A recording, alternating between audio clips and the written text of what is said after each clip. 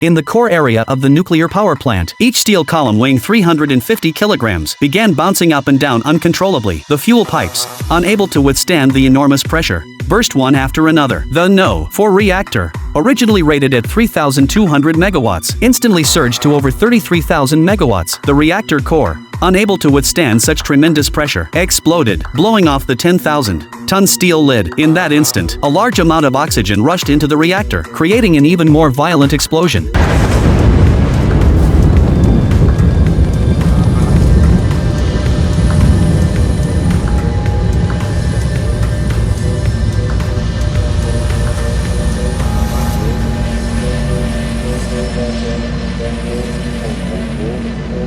Everyone in the control room was stunned by the sudden commotion. They still thought it was just the cooling water tank that had exploded. However, a staff member rushed in, telling the shift supervisor that the reactor had exploded. But the supervisor refused to believe what he said, because according to his theoretical knowledge, the reactor core simply couldn't explode. He stubbornly insisted it was just a water tank explosion, then began arranging for his subordinates to cool down the core, and contacted the fire department to come extinguish the fire. When he arrived at a corridor and looked outside through the window, he was shocked to discover the central hall was littered with graphite blocks, which were unique components from the reactor core. Only then did he realize the severity of the situation. But if the core had exploded, he would be the primary person responsible for the accident. To avoid responsibility, the supervisor chose to ignore it. Meanwhile, the measuring device showed the radiation level had reached 3.6 Röntgen. However, this was merely the upper limit of the measuring device. The actual radiation level had far exceeded this number. But hearing this news, the supervisor directly assumed this figure to be the actual radiation level, then immediately arranged for his subordinates to manually shut down the reactor.